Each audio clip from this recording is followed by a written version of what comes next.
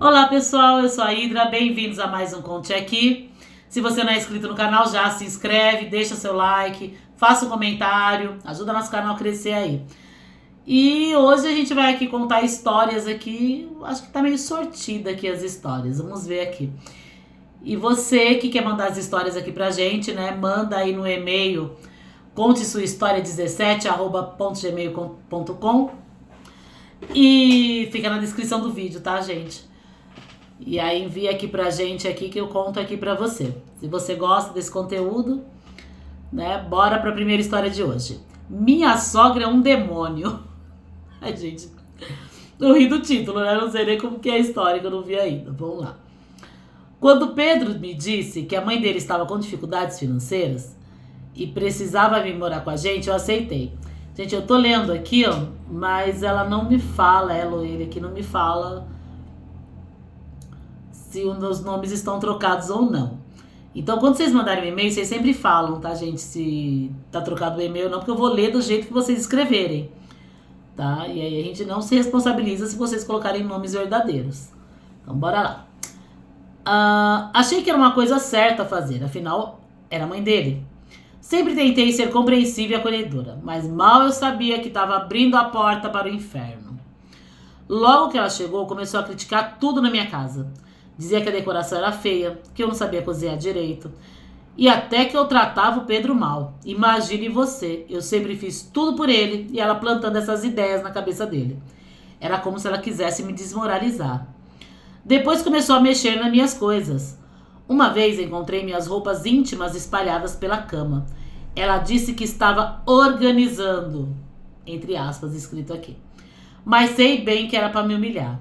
Sem falar nas brigas que ela provocava. Qualquer coisa era motivo para gritar e fazer cena. Uma vez chegou a me acusar de roubar dinheiro da carteira do Pedro. Eu fiquei até em choque. Ela fazia questão de tomar todas as decisões da casa, como se fosse dona de tudo. Mudava os móveis de lugar, comprava coisas sem me consultar e, pior, vivia dizendo ao Pedro que ele tinha cometido um erro ao se casar comigo. Sabe o que ela dizia? Que ele era muito bom para mim. Que ele era muito bom pra mim, que merecia coisa melhor, uma mulher melhor que eu. Eu tentava me manter calma, mas ela me tirava do sério. Cheguei ao ponto de evitar a minha própria casa, porque eu não suportava a convivência. Pedro, no início, ficava em cima do muro. Não queria tomar partido, dizia que era coisa da minha cabeça, e isso me doía mais ainda. Mas aí, um dia, a situação explodiu. A sogra resolveu cozinhar o jantar e, na frente de todo mundo, disse que era porque eu era incapaz de fazer algo decente. O Pedro, que até então estava calado, viu como aquilo me feriu. Quando tentei responder, ela começou a gritar que eu estava desrespeitando ela dentro da casa do próprio filho. Foi nesse dia que Pedro finalmente tomou uma atitude. Ele me defendeu, disse que não ia mais tolerar os ataques dela. Ela ficou furiosa, fez as malas e jurou nunca mais que queria ver o filho. Mas no fundo eu acho que ela não acreditava que ele teria coragem de deixá-la ir. Mas ele teve. O Pedro escolheu o nosso casamento. Depois que ela saiu, foi como se um peso tivesse sido tirado das minhas costas. Nós desconstruímos nossa vida juntos e ele nunca mais permitiu que alguém interferisse na nossa relação. Nossa, e acabou. E aí, amigo, o que achou dessa história? Eu te contei porque acredito que no final o respeito e o amor verdadeiro sempre vencem. Gente, adorei essa história. Adorei, amei. Né? Nossa, que bom que o seu marido teve essa atitude, né? Porque, gente, isso não é uma mãe, isso não é uma sogra, isso é um karma, né? Porque eu não entendo, eu não consigo entender. Eu não consigo. Olha, eu tenho, né? Meus filhos são casados, né? Só tem um solteiro que mora comigo ainda. E eu mal vou na casa deles, entendeu? Quem dirá passar pela minha cabeça um dia ir morar com eles ou tentar interferir na vida deles de alguma maneira, ainda mais na casa deles, né? Para mim, uma pessoa que faz isso, ela é completamente sem noção, né? Completamente sem noção, gente. Como pode? Bora, pessoal, para a próxima história. Essa aqui já tem mais um lado ali mais assombrado aqui, essa próxima história. Pelo título aqui, A Casa que Nos Tirou a Paz. Meu nome é Ana Lúcia e o que eu vou te contar aconteceu há mais de 20 anos. Mas ainda é tão vivo na minha memória como se fosse ontem. Eu tinha 17 anos na época e minha família era pequena e muito unida. Eu, minha mãe Maria Helena e meu pai Antônio Carlos, nomes aqui trocados, vivíamos em Cuiabá, na capital do Mato Grosso, onde minha vida era simples, mas feliz. Meus pais eram donos de uma pequena mercearia e, mesmo não sendo ricos, sempre fizeram de tudo para me dar conforto e educação. Nossa rotina era tranquila. Meu pai tinha um bom humor contagiante e adorava contar piadas enquanto trabalhava. Minha mãe era uma mulher doce e carinhosa, sempre preocupada em manter nossa casa cheia de amor e alegria. Nos fins de semana costumávamos ir à pracinha do bairro para tomar sorvete ou simplesmente ficávamos em casa jogando baralho e rindo juntos. Nós três formávamos uma família feliz, com sonhos simples e corações cheios de esperança. Foi nesse contexto que meu pai tomou a decisão que mudaria nossas vidas para sempre. Ele recebeu uma oferta para comprar uma casa espaçosa numa cidadezinha do interior do estado. O preço era incrivelmente baixo. Lá vem, gente, casa muito barata. Vocês já desconfiam que tem alguma coisa errada. Não tem jeito. O preço era incrivelmente baixo e a ideia de sair da correria da cidade grande para viver no campo parecia perfeita.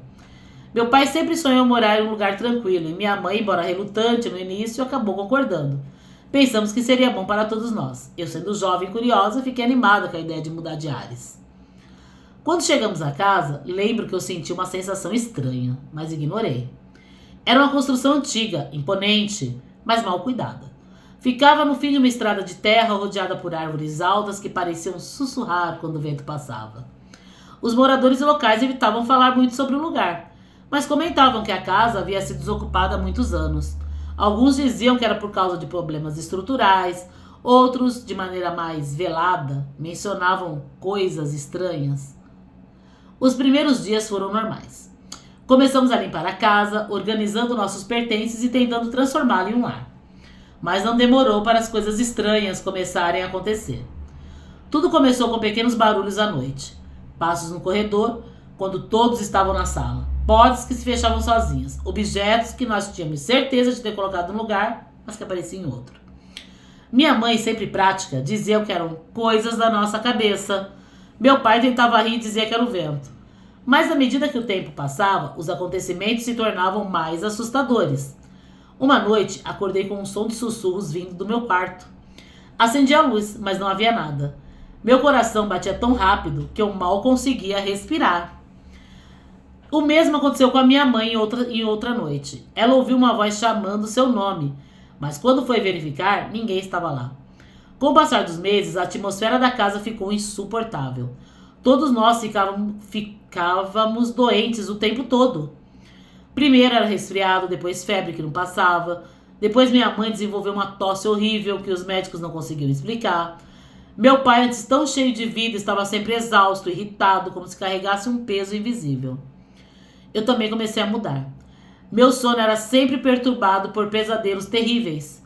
Sonhava com sombras me observando, vultos sem rostos que pareciam estar esperando algo.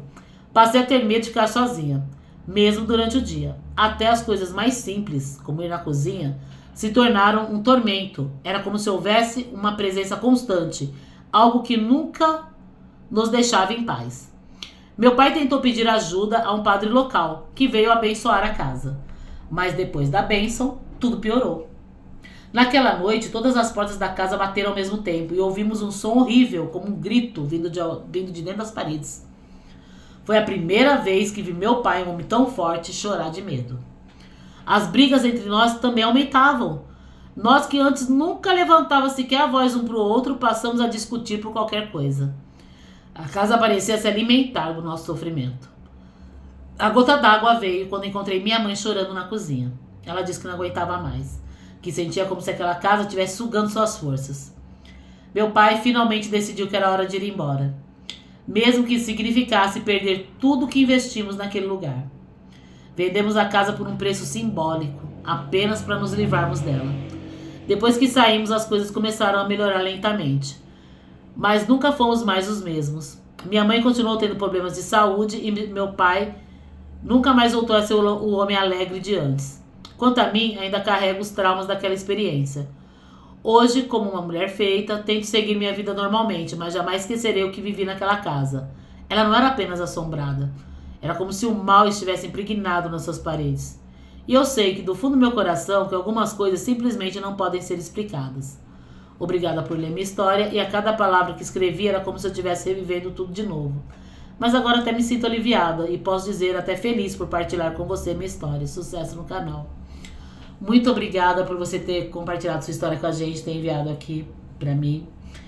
E, gente, eu já morei numa casa assombrada, né? Aliás, eu moro numa casa que era assombrada, mas eu desassombrei ela, né? Mas até então eu sou bruxinha. E aí eu fiz um monte de coisa e tirei tudo que precisava tirar dela. Mas quando eu mudei pra cá também eu vivi um inferno, literalmente. E, gente, o que mais tem nessas casas assim... eu não sei se as pessoas que acabam falecendo lá dentro, né, ou se apegam àquela casa e aí quando vão lá pro outro lado acabam voltando pra ficar ali na casa, assombrando a casa, enfim. É umas coisas assim que a gente nem consegue entender, né? Gente, vocês viram como eu tô bonitinha? Hoje eu tô assim de branquinho.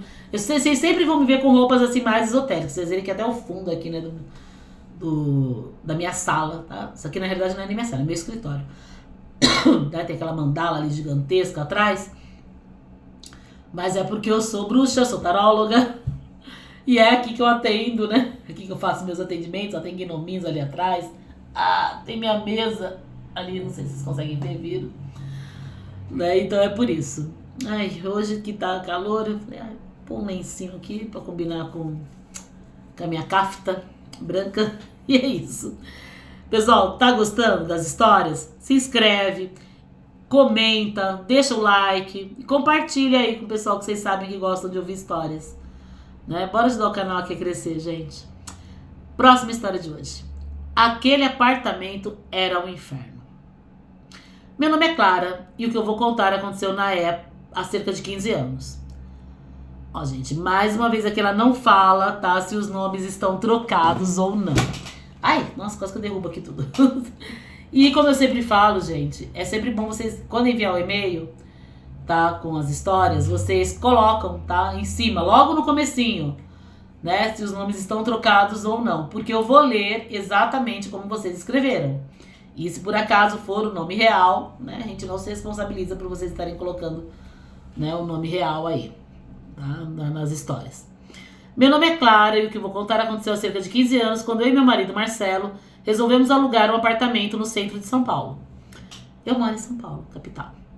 Éramos jovens e cheios de planos para o futuro. Estávamos casados há pouco mais de um ano e queríamos construir nossa vida juntos. O centro da cidade parecia uma escolha perfeita. Perto do trabalho de ambos, com uma localização prática e cercado por toda a efervescência cultural que São Paulo podia oferecer. Quando encontramos o apartamento, ele parecia perfeito. Era espaçoso, com grandes janelas e deixava a luz do dia entrar, e um charme retrô de construção antiga. O preço estava incrivelmente em conta. Quase bom demais para ser verdade. O corretor comentou de passagem que os antigos inquilinos haviam se mudado subitamente, mas não entramos em detalhes.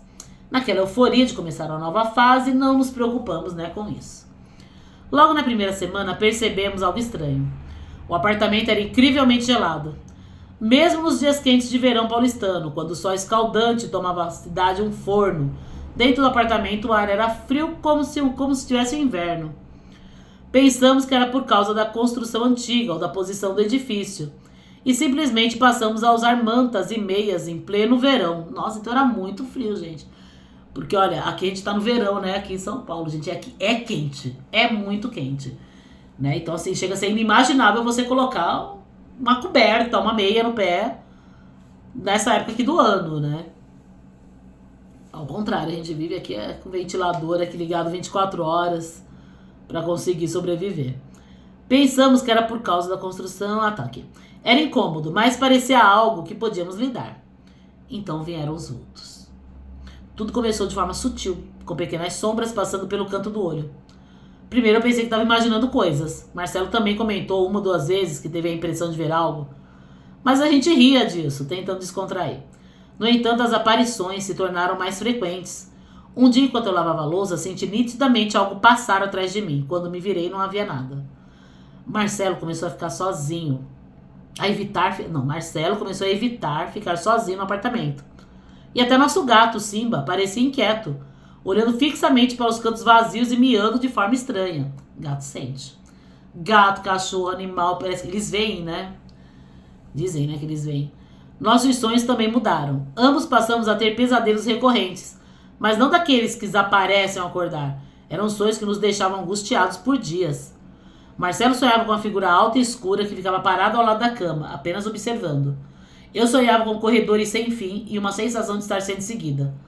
Muitas vezes acordávamos no meio da noite, incapazes de nos mover. Era como se tivesse algo nos segurando, como se o ar estivesse pesado e nos prendesse ali. Mesmo as coisas mais simples começaram a dar errado. Minhas plantas, que sempre cuidava com todo carinho, murchavam e morriam.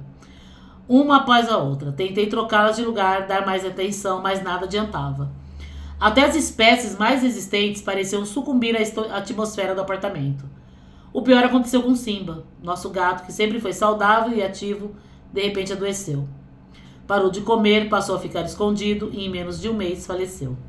Foi devastador. Simba era parte da nossa família e isso nos deixou muito arrasados. Após a perda de Simba, as coisas pioraram ainda mais. Marcelo, que sempre foi equilibrado, tornou-se irritado e ansioso. Chegava a gritar comigo por nada. Eu comecei a ter crises de choro sem motivo aparente. A atmosfera do apartamento era sufocante, como se algo invisível nos pressionasse de todos os lados. Até mesmo nossos amigos, quando nos visitavam, comentavam sobre o frio do lugar. E minha mãe, que sempre foi lá, e minha mãe, que foi apenas lá uma vez, disse que não se sentiu bem. Finalmente decidimos que não podíamos mais ficar ali.